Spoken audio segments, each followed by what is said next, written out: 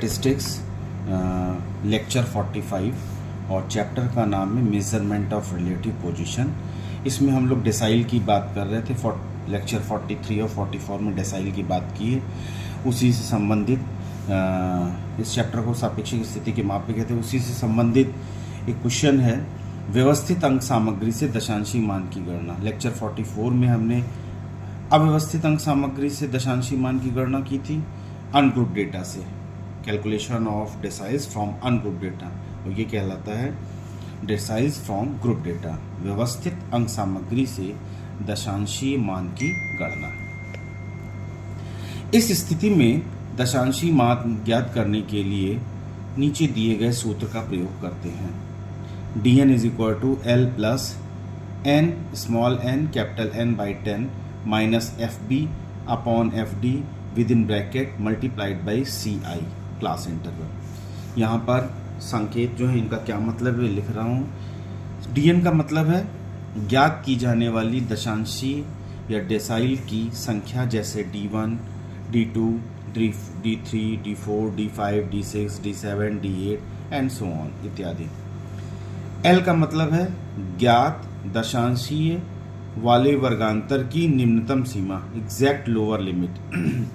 FB का मतलब है L के नीचे की आवृत्तियों का योग, और FD का मतलब है DN वाले वर्गांतर की आवृत्ति। CI का मतलब है वर्गांतर का आकार या वर्ग विस्तार या वर्गांतर या वर्गंतराल, कुछ भी इसको कह सकते हैं, क्लास इंटरवल इंग्लिश में क्लास इंटरवल कहते हैं। कैपिटल N बराबर प्राप्तांकों की कुल संख्या, और स्मॉल n का मतलब है दशांशी मान, स्मॉल n। उपरोक्त सूत्र मध्यांक के समान ही होता है, अतः इसकी गणना करने के लिए मध्यांक मतलब मीडियन की गणना के चरणों का ही अनुसरण करना होता है। एक एग्जाम्पल लेते हैं और उससे निकालते हैं डेसाइल। निम्नलिखित अंक सामग्री से D4 तथा D6 की गणना कीजिए। एक कॉलम में प्राप्तांक का और दूसरे उसमें फ्रीक्वेंसीज हैं। 45 से 49, 44 से 44, 35 से 39, 30 से 34, ये क्लास इंटरवल हैं। 25 से 29, 20 से 24, 15 से 19, 10 से 14, और उनकी आवृत्तियां हैं, फ्रीक्वेंसीज हैं 1, 7, 1, 7, 8, 12, 9, 6, 5, 2। इसका सॉल्यूशन, सबसे पहले तालिका बनाते हैं। प्राप्तांक को एक कॉलम में लिख लेते हैं, एक कॉलम में आवृत्तियों को लिख लेते हैं। तो जो क्लास इंटरवल हैं वो 45 से 49, 40 से 44, 35 से 39, 30 से 34, 25 से 29, 20 से 24, 15 से 19 एंड 10 से 14। ये 5 के क्लास इंटरवल हैं, और उनकी करस्पॉन्डिंग आवृत्तियाँ, उनसे संबंधित आवृत्तियाँ हैं।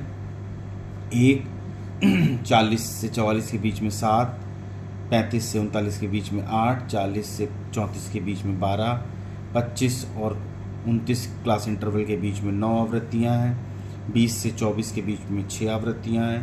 15 से 19 के बीच में 5 हैं। 10 से 14 के बीच में 2 है। ये आवृत्तियों का मतलब ये है कि सपोज कर लीजिए, मान लीजिए मैंने टेस्ट लिया तो उसमें 10 से 34 अंक प्राप्त करने वाले बच्चों की संख्या 12 है, तो इसलिए आवृत्ति 12 होगी। अब अगर इसका हम टोटल करें तो n बराबर 50 आता है। 7 1 8, 8 प्लस 8 16, 16 और 12 28, 28 और 9 37, 37 और 6 43, 43 5 48, 48 2 50। अब संचयी आवृत्ति का कॉलम एक बनाते हैं, और इसको इंग्लिश में क्यूमुलेटिव फ्रीक्वेंसी भी कहते हैं। इसको निकालने का तरीका है, सबसे नीचे क्लास इंटरवल से चलते हैं, उसके सामने जो भी फ्रीक्वेंसी उसको एज इट इज़ लिख देते हैं। उसके बाद ऊपर वाली फ्रीक्वेंसी के साथ जोड़ के सामने लिख देते हैं। तो 2 प्लस 5 बराबर 7, 7 प्लस 6 बराबर 13, 13 प्लस 9 बराबर 22, 22 प्लस 12 बराबर 34, 34 प्लस 8 बराबर 42, 42 प्लस 7 बराबर 49, 49 प्लस 1 बराबर 50। ये देखो यहाँ पे 50 इससे मैच करना चाहिए, इसका मतलब क्यूमुलेटिव फ्रीक्वेंसी हमने सही निकाली है। अब D4 की गणना के लिए, D4 क्योंकि निकाल रहे हैं इसलिए स्मॉल n 4 हो जाएगा, और कैपिटल N 50 है। यहाँ पर प्राप्तांकों की कुल संख्या 50 है, तो यहाँ पर n बाई 10 हो जाएगा। 4 × 50 बाई 10 मतलब 200/10, 200/10 मतलब 20। अब ये देखते हैं कि 20 जो है ये क्यूमुलेटिव फ्रीक्वेंसी किसके नज़दीक है, तो 20 आता है 22 के पास, तो 22 के पास आता है, तो इसके सामने ये क्लास इंटरवल 25 से 29 वाला क्लास इंटरवल हमारा हमने सेलेक्ट किया, और इसके सामने की जो आवृत्ति है वो FD, मतलब इसको कहते हैं DN, डेसाइल वाले वर्गांतर की आवृत्ति है।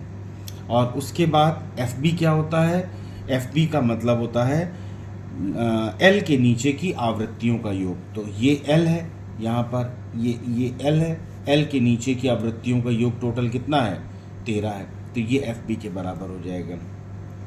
तो यहाँ पे मैंने लिख दिया है 20 संचयी आवृत्ति वाले आवृत्ति 22 के अंतर्गत आती है, जो कि वर्गांतराल 25 से 29 के अंतर्गत आता है। अब लोअर लिमिट निकालने का तरीका क्या है, इसको यहाँ देख लेते हैं। ये देखिए, ये इस वाले वर्गांतर में हमारा डेसाइल आ रहा है, तो इसके इस अंतराल की लोअर लिमिट और इसके नीचे वाले अंतराल की अपर लिमिट, इन दोनों को जोड़ के 2 से डिवाइड कर दीजिए, तो एग्जैक्टली लोअर लिमिट आ जाती है।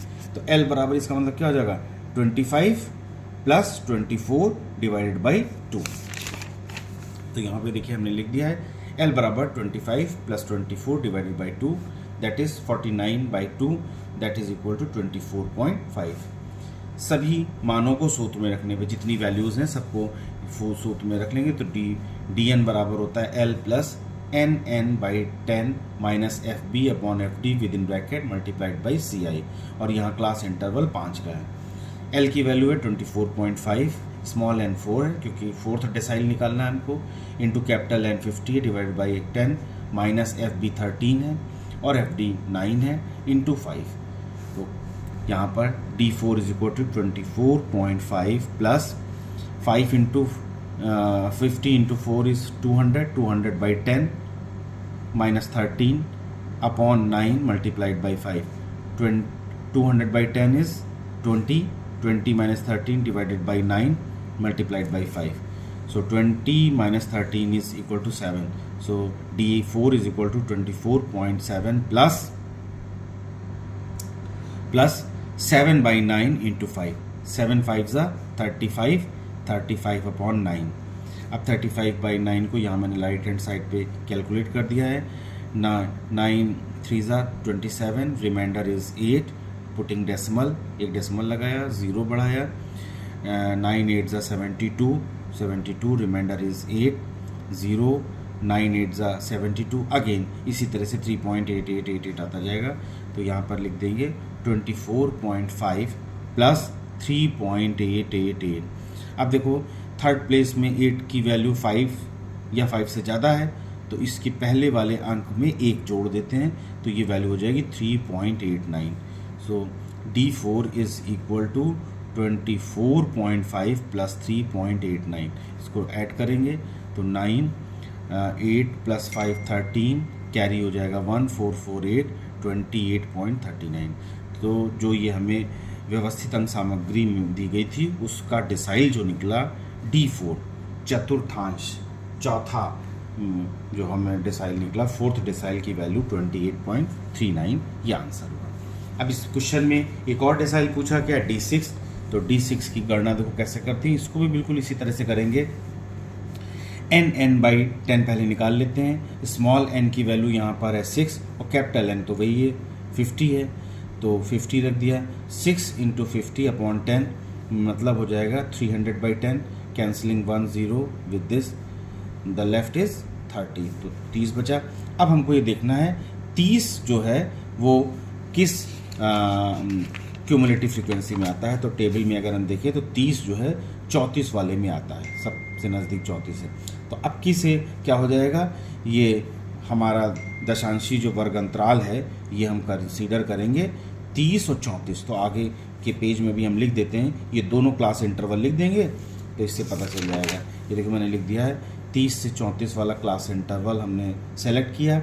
इसके सामने की जो फ्रीक्वेंसी है वो FD कहलाएगी और इसके नीचे की कुल आवृत्तियों का योग जिसको संचयी आवृत्ति कहते हैं उसको FB से रिप्रेजेंट करते हैं। और निम्नतम सीमा निकालने के लिए तरीका क्या है कि जो हमारी डेसाइल क्लास इंटरवल सेलेक्ट हुआ है उसकी निम्नतम और नीचे वाले अंतराल की मैक्सिमम, इन दोनों को जोड़ के 2 से डिवाइड कर दीजिए तो L निकल आएगा।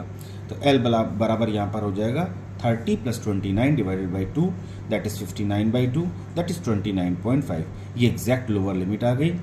FD की वैल्यू 12 है, FB की वैल्यू 22 है, क्लास इंटरवल जो है वो 5 का है, CI यहाँ पर भी 5 है, क्लास इंटरवल 5 है। तो ये सारी वैल्यूज़ को फॉर्मूले में रख देंगे तो DN की वैल्यू आ जाएगी DN = L + NN/10 minus FB/FD multiplied by class interval. L की वैल्यू 29.5 है, स्मॉल n 6 है, मल्टीप्लाइड बाई 50/10 माइनस FB की वैल्यू है 22 और FD की वैल्यू है 12 multiplied by 5 is equal to 29.5 plus 6 multiplied by 50 is 300 divided by 10 minus 22 300 divided by 10 ये 0 cancel हो जाएगा तो 30 बचेगा। तो यहाँ पर लिख लेंगे DN = 29.5 plus 30 minus 22/12 with in bracket multiplied by 5। 30 minus 22 is 8। So DN = 29.5 plus 8/12 into 5। 4 से कैंसिल कर दें, 4 2 ज़ा 8, 4 3 ज़ा 12। तो D6 की वैल्यू हो जाएगी 29.5 plus 2/3 into 5। 2 into 5 is 10, 10 divided by 3, 10 divided by 3 की वैल्यू अगर निकालेंगे तो ये 3.3333 निकलता चला जाएगा। अब यहाँ पे देखिए इसकी वैल्यू 5 से कम है तो उसका प्रीसीडिंग उसका पहला वाला डिजिट एज इट इज़ रहेगा, उसको बढ़ाने की ज़रूरत नहीं है।